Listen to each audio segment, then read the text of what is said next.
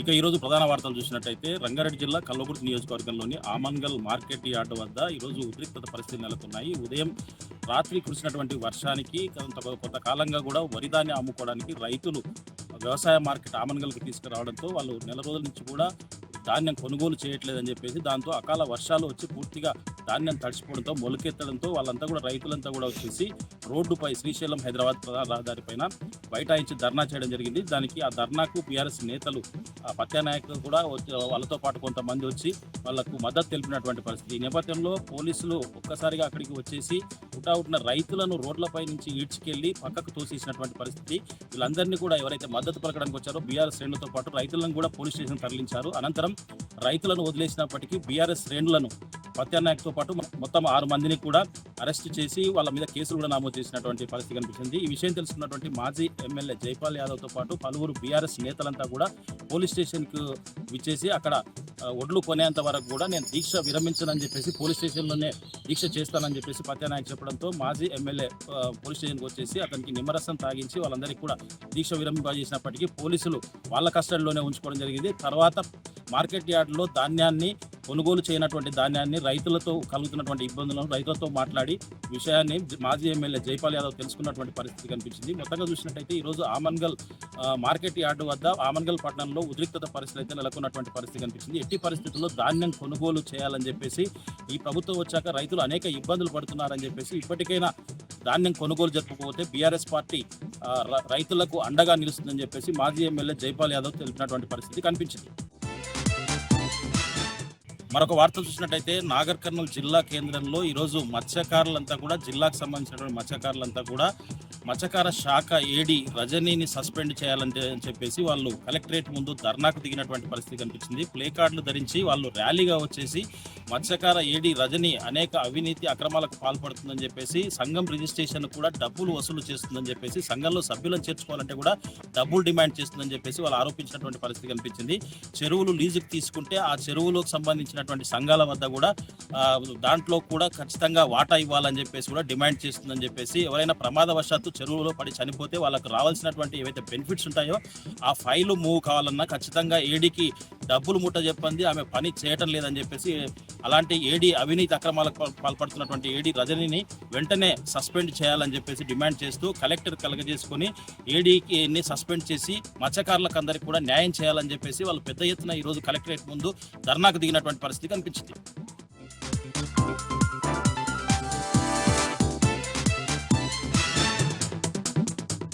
సూర్యాపేట జిల్లా వార్తలు ఒకసారి చూద్దాం. సూర్యాపేట నియోజకవర్గంలో ధాన్యం కొనుగోలు కేంద్రాలను ఆకస్మికంగా తనిఖీ చేశారు సూర్యాపేట ఎమ్మెల్యే మాజీ మంత్రి జగదీష్ రెడ్డి.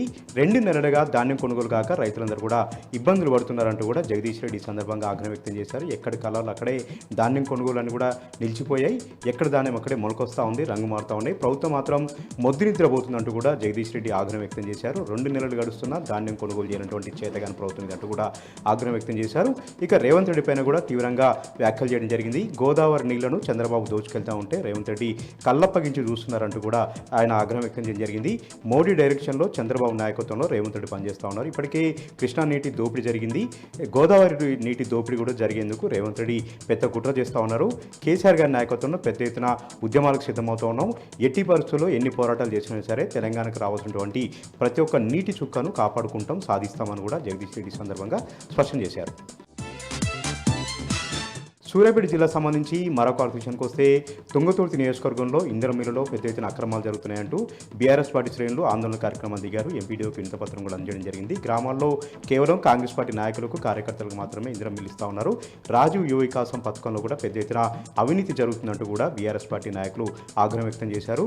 ఎలాంటి తారతమ్యాలు లేకుండా, ఎలాంటి రాజకీయాలు చేయకుండా పారదర్శకంగా ఇంద్రమిల్లులు, రాజీవ్ యువ వికాసం సంబంధించినటువంటి పథకాలు యువతకు అందజేయాలని కూడా బీఆర్ఎస్ పార్టీ శ్రేణులు ఈ సందర్భంగా డిమాండ్ చేస్తూ ఉన్నారు. యాదాద్రి భువనగిరి జిల్లా సంబంధించినటువంటి వార్తలు ఒకసారి చూద్దాం. యాదాద్రి భువనగిరి జిల్లాలో పర్యటించారు మాజీ మంత్రి శ్రీనివాస్ గౌడ్, అదేవిధంగా మాజీ ఎమ్మెల్యే పైలశేఖర్ రెడ్డి.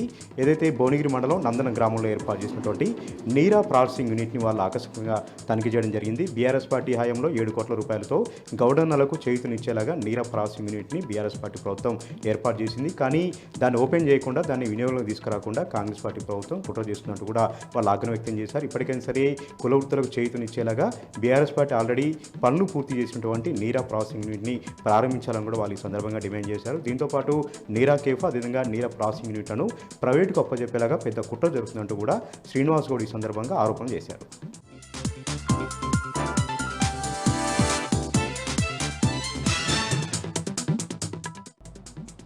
పెద్దపల్లి జిల్లాకు సంబంధించి ఈరోజు ప్రధాన వార్తలు చూసుకున్నట్లయితే పెద్దపల్లి జిల్లా అంతర్గా మండలం లింగాపూర్ గ్రామాన్ని రామగుండ మున్సిపల్ కార్పొరేషన్లో విలీనం చేయొద్దంటూ కూడా పెద్ద ఎత్తున కూడా గ్రామస్తులంతా కూడా జిల్లా కలెక్టరేట్ వరకు కూడా చేరుకొని జిల్లా కలెక్టర్కు వినతి పత్రాన్ని సమర్పించారు. ఈ సందర్భంగా ఈ యొక్క కార్యక్రమంలో పెద్ద ఎత్తున కూడా గ్రామస్తులు కూడా పెద్ద ఎత్తున తరలి రావడం జరిగింది. ముఖ్యంగా గ్రామం నుండి మహిళలు, పురుషులు అలాగే ముఖ్యంగా యువత కూడా పెద్ద ఎత్తున తరలి తమ గ్రామాన్ని విలీనం చేయొద్దు, మున్సిపల్ కార్పొరేషన్లో గ్రామ పంచాయతీగానే కొనసాగించాలంటూ కూడా వారు కలెక్టర్ను కలిసి వినతి పత్రాన్ని సమర్పించారు. గతంలో కూడా బీఆర్ఎస్ సర్కార్ మమ్మల్ని విలీనం చేయొద్దు మున్సిపల్ కార్పొరేషన్ అని కోరిన వెంటనే ఆ గ్రామ పంచాయతీగా కొనసాగించింది. కానీ ఇప్పుడు ఉన్నటువంటి కాంగ్రెస్ ప్రభుత్వం కూడా జీవో జారీ చేసిన ఆ జీవోను వెంటనే రద్దు చేయాలంటూ కూడా గ్రామస్తులంతా కూడా కలెక్టర్ని వేడుకున్నారు. అలాగే మరొక ప్రధాన వార్త చూసుకున్నట్లయితే పెద్దపల్లి జిల్లా మంతిని ఆసుపత్రిని జిల్లా కలెక్టర్ కోయ శ్రీహర్ష ఆకస్మిక తనిఖీ చేశారు. ఈ సందర్భంగా ఆసుపత్రి పరిసరాలంతా కూడా క్షుణ్ణంగా ఆకస్మిక తనిఖీ చేసి నేరుగా పరిశీలించారు. అంతేకాకుండా రోగుల వద్దకు వెళ్ళి రోగులకు అందుతున్నటువంటి సేవలను నేరుగా కలెక్టర్ అడిగి తెలుసుకున్నారు. ముఖ్యంగా ఓపీ ప్రతిరోజు 250 ఓపీ వస్తున్న నేపథ్యంలో ఓపీ మరింత పెంచాలి, అలాగే రోగులకు సజావుగా వైద్య సేవలు అందించాలంటూ కూడా ఈ సందర్భంగా అక్కడ వైద్య సిబ్బందిని జిల్లా కలెక్టర్ ఆదేశించారు.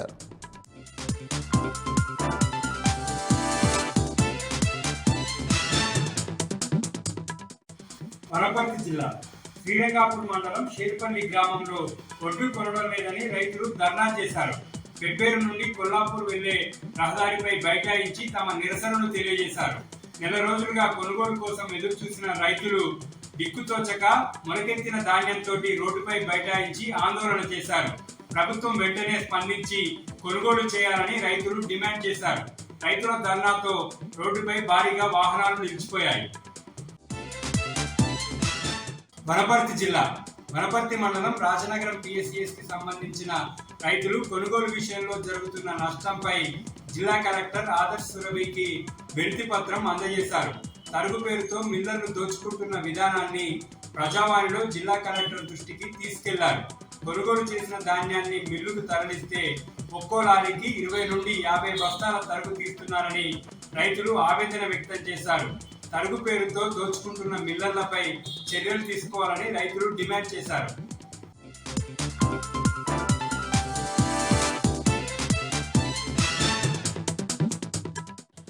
కాళేశ్వర పుష్కరాలు నేటితో ముగించాయని చెప్పొచ్చు. ముఖ్యంగా చూసుకుంటే ఆరాటం ఎక్కువ ఉంది. కానీ కనీస సౌకర్యాలు లేని నేపథ్యంలో భక్తులంతా కూడా తీవ్ర ఇబ్బందులు పడ్డటువంటి నేపథ్యం అయితే కాళేశ్వరం సంబంధించి పుష్కరాల్లో కనిపించిందని చెప్పి భక్తులు స్పష్టంగా చెప్పినటువంటి పరిస్థితి మనకు కనిపించింది.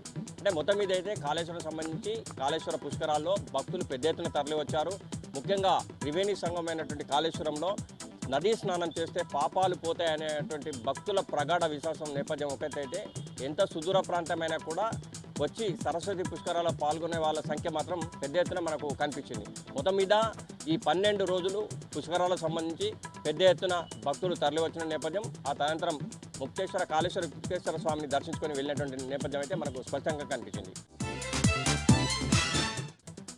రైతుల బాధలు మాత్రం తీరటం లేదు. ముఖ్యంగా చూసుకుంటే ఇప్పటి వరకు కూడా ఇటు చందుర్తి మండలంలో తహసీల్దార్ కార్యాలయం ముందు రైతులు పెద్ద ఎత్తున అంటే ముఖ్యంగా వారికి సంబంధించి ఐకేపీ సెంటర్లో ధాన్యం అయితే తీసుకురమ్మంటున్నారు, కానీ ఎక్కడ కూడా కొనటం లేదు. అకాల వర్షాల నేపథ్యంలో మొలకెత్తుతున్నాయని చెప్పి ఆవేదన వ్యక్తం చేయడమే కాదు, ఈరోజు చందుర్తి తహసీల్దార్ కార్యాలయం ముందు మొలకెత్తిన ధాన్యాన్ని పోసి రైతులు నిరసన తెలిపినటువంటి నేపథ్యం మనకు కనిపిస్తుంది. ముఖ్యంగా దీనికి సంబంధించి చూసుకుంటే ఐకేపీ సెంటర్లు ఎందుకు పెట్టారు? ఒకవేళ ఐకేపీ సెంటర్లు పెట్టకుంటే మేము బయట అమ్ముకునే వాళ్ళం తక్కువకో ఎక్కువకో, కానీ ఐకేపీ సెంటర్లు పేరిట పెట్టి అక్కడ మాకు సరైన సౌకర్యాలు కల్పించలేదు, సరైన సమయంలో కొనలేదు. ఈ నేపథ్యంలో పెట్టిన పెట్టుబడి కూడా వస్తుందో రాదని చెప్పి ఆవేదన వ్యక్తం చేసినటువంటి నేపథ్యం మనకు స్పష్టంగా కనిపించింది. ఈరోజు రైతులు కూడా చందుర్తికి సంబంధించి మండల తహసీల్దార్ కార్యాలయం ముందు పెద్ద ఎత్తున ధర్నా చేసినటువంటి నిరసన వ్యక్తం చేసినటువంటి పరిస్థితి అయితే మనకు స్పష్టంగా కనిపించింది.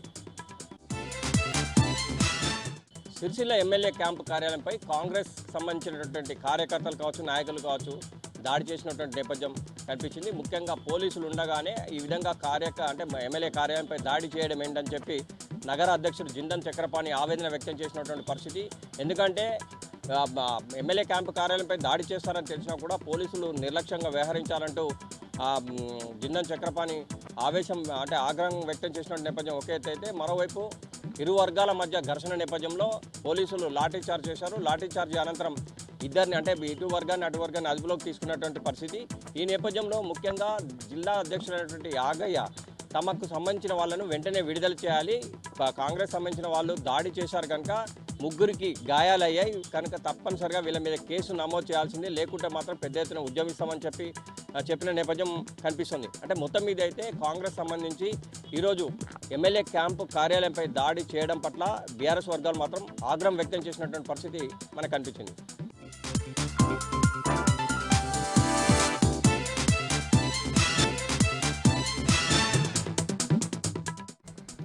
ఖమ్మం రూరల్ సబ్ రిజిస్టార్ కార్యాలయంపై ఏసీబీ అధికారులు దాడులు కొనసాగించారు. 30,000 రూపాయల లంచం తీసుకుంటుండగా రూరల్ సబ్ రిజిస్టార్ అరుణతో పాటు డాక్యుమెంట్ రైటర్ వెంకటేష్ను అదుపులోకి తీసుకున్నారు. ఓ భూమికి సంబంధించినటువంటి గిఫ్ట్ రిజిస్ట్రేషన్ విషయంలో బాధితు నుంచి 50,000 రూపాయల లంచం డిమాండ్ చేసినటువంటి సబ్ రిజిస్టార్ అరుణ 30,000 రూపాయలకు ఒప్పందం కుదుర్చుకున్నారు. దీంతో బాధితుడు ఏసీబీ అధికారులను ఆశ్రయించారు. అందులో భాగంగా ఇవాళ 30,000 రూపాయల లంచాన్ని డాక్యుమెంట్ రైటర్ వెంకటేష్ ద్వారా సబ్ రిజిస్టార్ అరుణ తీసుకుంటుండగా వాళ్ళ పక్కా ప్రణాళిక ప్రకారం ట్రాప్ చేసినటువంటి ఏసీబీ అధికారులు రెడ్ హ్యాండెడ్గా వారిని అరెస్ట్ చేశారు. ఇద్దరిని అదుపులోకి తీసుకొని ఈ విచారణపైన మొత్తం ఘటనపైన విచారణ కొనసాగిస్తున్నారు. అవినీతి ఆస్తులు సంపాదించినటువంటి ఇతర ఆస్తులపైన విచారణ కొనసాగిస్తున్నట్టుగా ఏసీబీ అధికారులు తెలియజేశారు. ఖమ్మం జిల్లా సిపిఐ ఎంఎల్ మాస్లాండ్ కార్యాలయంలో విలేకరుల సమావేశం నిర్వహించారు. ఆ పార్టీ రాష్ట్ర కార్యదర్శి పోటు రంగారావు ఛత్తీస్గఢ్ పోలీసులు వ్యవహరిస్తున్నటువంటి తీరు పట్ల ఆయన ఆగ్రహం వ్యక్తం చేశారు. ఎన్కౌంటర్ జరిగి దాదాపు 7 రోజులు కావస్తున్నా ఇంకా మృతదేహాలు అప్పగించకపోవడంపై ఆగ్రహం వ్యక్తం చేసినటువంటి పోటు రంగన్న ఛత్తీస్గఢ్ ప్రభుత్వం పైన ఆంధ్రప్రదేశ్ రాష్ట్ర ప్రభుత్వాలపైన తీవ్ర స్థాయిలో మండిపడ్డారు. ఎన్కౌంటర్లు చేయడంలో అటు మోడీ ప్రభుత్వం ఇటు చంద్రబాబు ప్రభుత్వం ఆరితేరాయంటూ ఆయన ఆరోపించారు. ఘటన జరిగి 6-7 రోజులు కావస్తున్నట్టు ఇప్పటివరకు మృతదేహాలు ఇవ్వకపోవడం పైన తీవ్ర ఆగ్రహం వ్యక్తం చేశారు. ఇది బూటకపు ఎన్కౌంటర్ కాబట్టి నిజాలు బయటకు వస్తాయనేటువంటి ఆందోళన భాగంలోనే శవాలు కులిపోయేలాగా చేస్తున్నారంటూ రంగన్న ఆరోపించారు. తక్షణమే మృతదేహాలను ఆయా కుటుంబాలకు అప్పజెప్పి దహన సంస్కారాలకు సహకరించాలని కోరారు. అక్కడికి వెళ్ళినటువంటి శ్రీకాకుళం ఎస్పీ వ్యవహార శైలి పట్ల ఆంధ్రప్రదేశ్ ప్రభుత్వం వ్యవహరిస్తున్న తీరు పట్ల కూడా పోటు రంగారావు తీవ్ర ఆగ్రహాన్ని వ్యక్తం చేశారు. ఖమ్మం జిల్లా రఘునాథపాలెం మండలం బూడదంపాడు దగ్గర ఒక కారు బీభత్సం సృష్టించింది. రోడ్డు పక్కన ఆగి తాటి ముంజలు కొనుగోలు చేసిన కుటుంబంపైకి ఈ కారు వేగంగా దూసుకెళ్లింది. ఈ ఘటనలో తల్లి శారద, కుమారుడు కార్తిక్ మృతి చెందగా తండ్రికి తీవ్ర గాయాలైనాయి. క్షతగాత్రులను తన కారులో తీసుకొచ్చినటువంటి డ్రైవర్ ఆసుపత్రిలో చేర్పించి పారిపోయినట్లుగా అతని కుటుంబ సభ్యులు ఆరోపించారు. కారు అతివేగంగా నడపడం, డ్రైవర్ నిర్లక్ష్యం వల్ల కారణంగానే ఈ ప్రమాదం జరిగిందని ప్రత్యక్ష సాక్షులు అక్కడ ఉన్నటువంటి స్థానికులు తెలియజేశారు. ఈ ఘటనలో మృతి చెందినటువంటి ఇద్దరు బాధితులు కూడా కామేపల్లి మండలం జాస్తిపల్లి చెందిన వారిగా గుర్తించారు. ఛత్తీస్గఢ్ ప్రభుత్వంలో పోలీసులు వ్యవహరిస్తున్న తీరుకు నిరసనగా నారాయణపూర్ జిల్లా కేంద్రంలోని పోలీస్ స్టేషన్ ఎదురుగా అమరవీరుల కుటుంబ సభ్యులు ఆందోళన బాట పట్టారు. చనిపోయినటువంటి మావోయిస్టులకు సంబంధించినటువంటి మృతదేహాలను అప్పగించాలని డిమాండ్ చేస్తూ నారాయణపూర్ పోలీస్ స్టేషన్ నుంచి ఎస్పీ కార్యాలయం దాకా ర్యాలీ నిర్వహించారు. స్థానిక సామాజిక కార్యకర్త బేలా భాటియా నేతృత్వంలో ఈ నిరసన ర్యాలీ కొనసాగించారు. ఛత్తీస్గఢ్ ప్రభుత్వానికి అక్కడ పోలీసులకు వ్యతిరేకంగా నినాదాలు చేసినటువంటి మావోయిస్టు కుటుంబ సభ్యులు తక్షణమే మృతదేహాలను అప్పజెప్పాలని డిమాండ్ చేశారు. స్థానిక ఛత్తీస్గఢ్ సంబంధించినటువంటి మావోయిస్టు మృతదేహాలను అప్పగించినటువంటి అక్కడ పోలీసులు తెలంగాణ, ఆంధ్రప్రదేశ్ రాష్ట్రాలకు సంబంధించినటువంటి మృతదేహాలను అప్పగించే విషయంలో తీవ్ర జాప్యం చేయడం పట్ల వారి కుటుంబ సభ్యులు ఆందోళన ఆగ్రహం వ్యక్తం చేశారు. తక్షణమే తమ కుటుంబ సభ్యులకు సంబంధించినటువంటి మృతదేహాలని వాళ్ళు డిమాండ్ చేయడంతో పాటు ఎస్పీ కార్యాలయానికి వెళ్లేందుకు ప్రయత్నం చేయగా ఎస్పీ అందుబాటులో లేరు. స్థానిక పోలీసులు చేరుకున్నటువంటి కుటుంబ సభ్యులు బేలా భాటియా నేతృత్వంలో చర్చలు కొనసాగిస్తున్నారు. తక్షణమే మృతదేహాలు అప్పగించినట్లయితే కనుక వారికి దహన సంస్కారం నిర్వహిస్తామని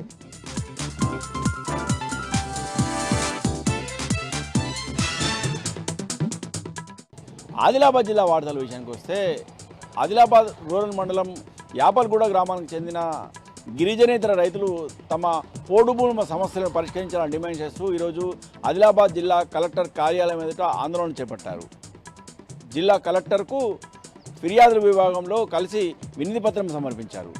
గత 50 ఏళ్లుగా తాము ఈ భూములలో వ్యవసాయం చేసుకుంటున్నామని, ఎప్పుడు రాని సమస్య అటవీ శాఖ అధికారులు ఇప్పుడు ప్రస్తుతము వ్యవసాయం చేయరాదని తమ ఆంక్షలు విధించి అడ్డుకునే ప్రయత్నం చేస్తున్నారని ఆందోళన వ్యక్తం చేశారు. ఇప్పటికైనా ప్రభుత్వం వెంటనే కల్పించుకోవాలని, అలాగే జిల్లా కలెక్టర్ కల్పించుకొని అటవీ శాఖ అధికారులకు తమకు వ్యవసాయం చేసేందుకు అవకాశం కల్పించేలా చర్యలు చేపట్టాలని డిమాండ్ చేశారు. లేని పక్షంలో తాము ఆందోళన ఉధృతం చేస్తామని హెచ్చరించారు. ఇక నిర్మల్ జిల్లా వార్తల విషయానికి వస్తే జిల్లాలోని ఖానాపూర్ మండలం పాత తర్లంపాడు గ్రామానికి చెందిన గిరిజనులు ఈరోజు జిల్లా కలెక్టర్ను కలిసి వినతి పత్రం సమర్పించారు. తమకు పట్టాలు ఉన్నప్పటికీ కూడా తమ భూములలో వ్యవసాయం చేయరాదని అటవీ శాఖ అధికారులు ఆంక్షలు విధించడం పట్ల ఆగ్రహం వ్యక్తం చేస్తూ వారు ఆవేదన వ్యక్తం చేశారు. ఈ సందర్భంగా వారు మాట్లాడుతూ గత 35 సంవత్సరాలుగా తాము వ్యవసాయం చేసుకుంటున్నామని, తమకు గత 35 ఏళ్ల క్రితమే ప్రభుత్వం పట్టాలు ఇచ్చిందని, అయినప్పటికీ కూడా అటవీ శాఖ అధికారులు తాము సాగు చేస్తున్న భూమి అటవీ శాఖకు చెందిందని, వ్యవసాయం చేయదని ఆంక్షలు విధించడం పట్ల ఆగ్రహం వ్యక్తం చేశారు. ఇప్పటికైనా కలెక్టర్ జోక్యం చేసుకుని వెంటనే అటవీ శాఖ అధికారులు జోక్యం చేసుకోకుండా తాము వ్యవసాయం చేసుకునేలా చర్యలు చేపట్టాలని, లేని పక్షంలో తాము ఆందోళన చేస్తామని హెచ్చరించారు. ఇక మరో వార్తా విషయానికి వస్తే నిర్మల్ రూరల్ మండలం వెంగువాపేటకు చెందిన రైతులు జిల్లా కలెక్టర్ అభిలాష అభినవ్ను కలిసి వినతి పత్రం అందజేశారు. గత నెల రోజుల క్రితమే తమ గ్రామంలో వరి ధాన్యం కొనుగోలు కేంద్రం ఏర్పాటు చేసినా ఇప్పటివరకు కూడా వరి ధాన్యాన్ని కొనుగోలు చేయకపోవడం పట్ల ఆందోళన వ్యక్తం చేశారు.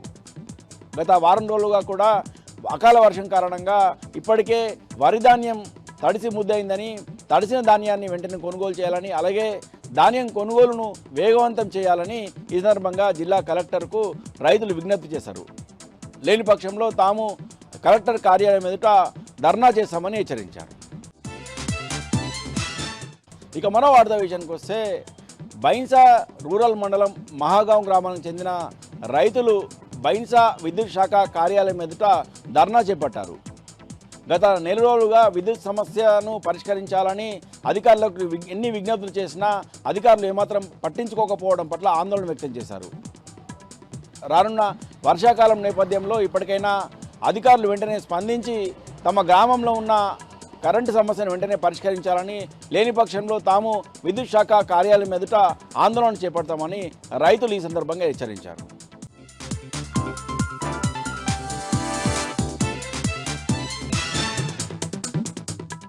వరంగల్ జిల్లా ప్రధాన వార్తలను పరిశీలించినట్లయితే వరంగల్ జిల్లా కేంద్రంలో నిర్మిస్తున్న మల్టీ సూపర్ స్పెషాలిటీ ఆసుపత్రి నిర్మాణ పనులను R&B ప్రత్యేక ప్రధాన కార్యదర్శి వికాస్ రాయ్తో కలిసి రాష్ట్ర ప్రభుత్వ ప్రధాన కార్యదర్శి రామకృష్ణారావు పరిశీలించారు. అనంతరం జిల్లా అధికారులతో రివ్యూ సమావేశం నిర్వహించారు.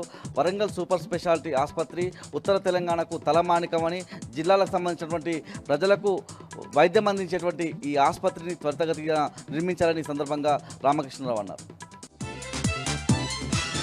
వరంగల్ జిల్లా నుంచి మరో వార్త చూసినట్లయితే రాయపర్తి SBI బ్యాంకు ఎదుట ఖాతాదారులు ఆందోళన నిర్వహించారు. గత నవంబర్ నెలలో బంగారం చోరీకి గురైన ఘటనకు సంబంధించి ఇప్పటివరకు డబ్బులు సర్దుబాటు చేయకపోవడంతో ఖాతాదారులు వరంగల్ ఖమ్మం హైవే మీద ఆందోళనకు దిగి ధర్నా నిర్వహించిన సందర్భం కనిపిస్తూ ఉంది. వెంటనే తమ బంగారం చోరీ అయిన నేపథ్యంలో డబ్బులను సర్దుబాటు చేయాలని ఈ సందర్భంగా ఖాతాదారులు డిమాండ్ చేస్తున్నారు.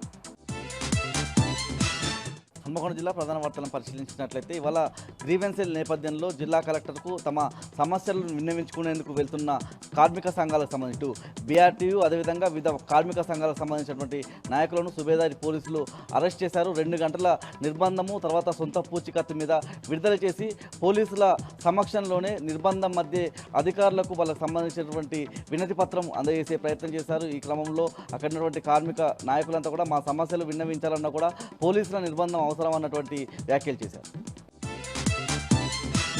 హన్మకొండ జిల్లా నుంచి మరో వార్త చూసినట్లయితే హన్మకొండ ACP నరసింహారావు మీడియా సమావేశం నిర్వహించారు. ఈ సందర్భంగా ఉద్యోగాల పేరిట మోసం చేస్తున్న ఓ వ్యక్తిని అరెస్ట్ చేసినట్లుగా ACP తెలిపారు.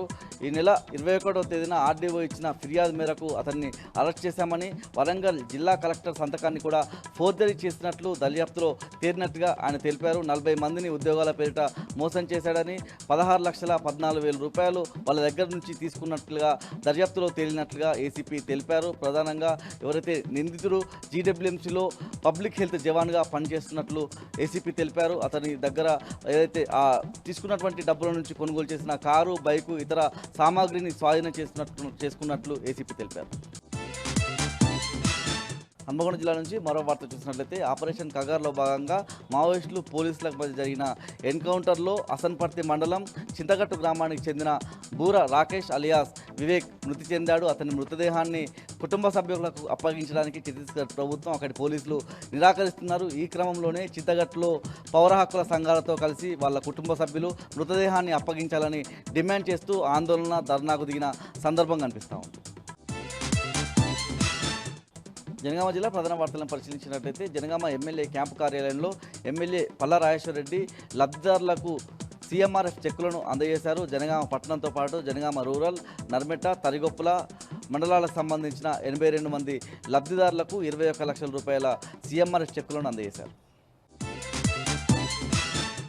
జనగామ జిల్లా నుంచి మరో వార్త చూసినట్లయితే లింగాల గణపురం మండల కేంద్రంలో మాజీ ఎమ్మెల్యే తాటికొండ రాజయ్య మీడియా సమావేశం నిర్వహించారు. గత 17 నెలల నుంచి తెలంగాణ రాష్ట్రంలో రాక్షస పరిపాలన కొనసాగుతుందని ఈ సందర్భంగా ఆయన విమర్శించారు. ప్రధానంగా తెలంగాణ గోదావరి జలాలను ఆంధ్రాకు రేవంత్ రెడ్డి దోచిపెడుతుంటే శేషంగన్పూర్ నియోజకవర్గంలో కడియం శ్రీహరి అలవిగామి హామీలు ఇచ్చి ప్రజలను మోసం చేస్తున్నాడని సందర్భంగా ఆయన విమర్శించారు. ప్రధానంగా మాదిగల హక్కులను, మాదిగల అవకాశాలను దోచుకున్నటువంటి కడియం శ్రీహరి మాదిగలకు సంబంధించినటువంటి ఆత్మీయ సమ్మేళనంలో పాల్గొనడం సిగ్గుచేటని సందర్భంగా రాజయ్య వ్యాఖ్యానించారు. ఉమ్మడి మెదక్ జిల్లాలో ఈరోజు ప్రధాన వార్తలు ఈ విధంగా ఉన్నాయి. సిద్దిపేట జిల్లా వార్తలు జరిగి సిద్దిపేట నియోజకవర్గంలో ఈరోజు మాజీ మంత్రి హరీష్ రావు పర్యటించారు. ముందుగా ఆయన నంగునూరు మండలం పాలమాకులో జరిగినటువంటి ఇద్దరు ముదిరాజ్కి సంబంధించిన నాయకుల విగ్రహాలను ఆవిష్కరించారు. ఈ సందర్భంగా ఆయన కొరివి వీరాస్వామికి సంబంధించిన విగ్రహం, అట్లాగే సాయన్న విగ్రహాలని ఆవిష్కరించిన తర్వాత జరిగినటువంటి కార్యక్రమంలో ఆయన ప్రసంగిస్తూ ముఖ్యంగా ముదిరాజులకు తెలంగాణ ప్రభుత్వం, ప్రస్తుత కాంగ్రెస్ ప్రభుత్వం పూర్తిగా అన్యాయం చేస్తున్నదని చెప్పారు. కేసీఆర్ ప్రభుత్వం ఉన్న సమయంలో ముదిరాజులకు ఉపాధి కల్పించడం కోసం అనేక చర్యలు తీసుకున్నదని, ముఖ్యంగా చెరువులపై అనేక హక్కులు కల్పించి చేపల పెంపకానికి అవసరమైనటువంటి చర్యలు తీసుకున్నదని చెప్పారు. ఇప్పటి రేవంత్ రెడ్డి ప్రభుత్వం పూర్తిగా విస్మరించిందని చెప్పారు. ముఖ్యంగా ముదిరాజులను రాజకీయంగా మిగతా విధాలుగా అన్ని విధాలుగా ఆదుకునేందుకు కేసీఆర్ ప్రభుత్వం చర్యలు తీసుకున్నదని, రాబోయే రోజుల్లో ముదిరాజులకు అన్ని అవకాశాలు కల్పిస్తామని, మళ్ళీ వచ్చే ప్రభుత్వంలో ముదిరాజులను అన్ని విధాలుగా ఆదుకునే విధంగా రాజకీయంగా అభివృద్ధి చేసే విధంగా చర్యలు తీసుకుంటామని చెప్పి ఈ సందర్భంగా హరీష్ రావు తెలపడం జరిగింది. ఈ సమావేశంలో ముదిరాజ్ సంఘాల నాయకులు, శాసనమండలి వైస్ చైర్మన్ బండ ప్రకాష్తో పాటు పలువురు ముఖ్య నాయకులు పాల్గొన్నారు. ఆయన కూడా ఈ సమావేశంలో ప్రసంగించడం జరిగింది.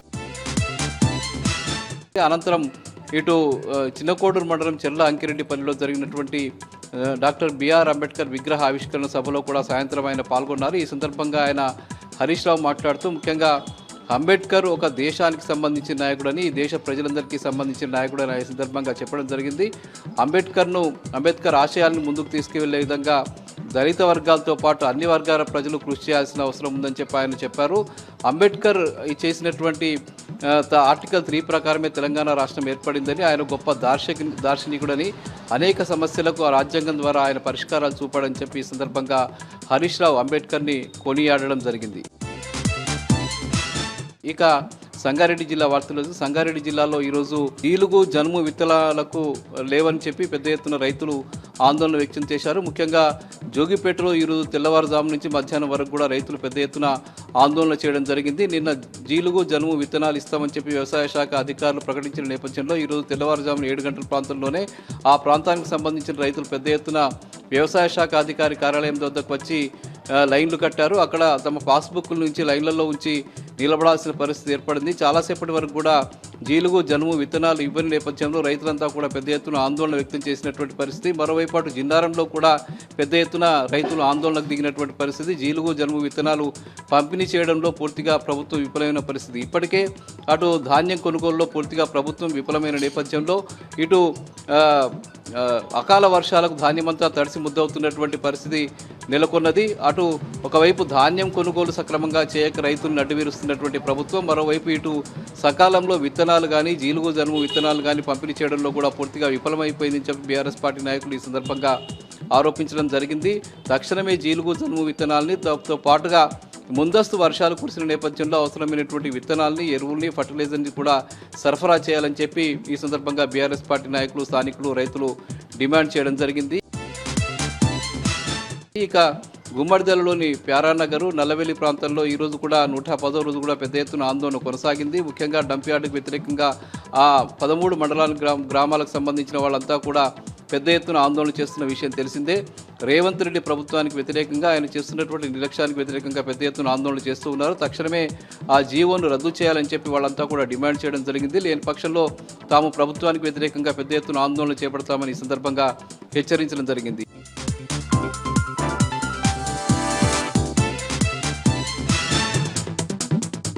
జగిత్యాల జిల్లా నుంచి ఇవాళ ప్రధాన వార్తలు ఒకసారి పరిశీలిస్తే జగిత్యాల జిల్లా వ్యాప్తంగా కూడా వరిధాన్యం కళ్ళాల్లో ఉన్నటువంటి వరిధాన్యం మొత్తం కూడా తడిసి ముద్దై ఇప్పటికే మొలకలు వెత్తినటువంటి సందర్భం. జగిత్యాల జిల్లాలోని ఇటు రాయకల్ మండలం బోర్నపల్లి గ్రామానికి సంబంధించి అక్కడ ఉన్నటువంటి వరిధాన్యం మొత్తం కూడా మొలకలు రావడంతో ఆ ఆవులకు పశుగ్రాసంగా మారింది. దీంతో వారంతా కూడా రైతులు ఆ వరిధాన్యాన్ని మొత్తం కూడా ఇతర గ్రామాలకు తరలిస్తూ అమ్ముకునేందుకు యత్నిస్తున్నారు. అయితే నెలలు గడుస్తున్నా కూడా వరిధాన్యం కొనుగోలు చేయకపోవడంతో మొత్తంగా ఈ అకాల వర్షాలకు మొత్తం మొలకలు వచ్చినటువంటి సిచ్యువేషన్. అలాగే బిర్పూర్ మండల కేంద్రం తుంగూరు గ్రామంలో కూడా వరిధాన్యం పూర్తిగా మొలకలు వచ్చింది. తక్షణమే కొనుగోలు చేయాలనేటువంటిది రైతుల ప్రధానమైనటువంటి డిమాండ్. మరి ఇప్పటికైనా కొనుగోలు చేయని పక్షంలో పూర్తి స్థాయిలో పంటను వదులుకోవాల్సిందే. ఈ ఏదైతే ఐకేపీ సెంటర్లో ఉన్న ధాన్యం మర్చిపోవాల్సిందని కూడా రైతులైతే అంటున్నారు.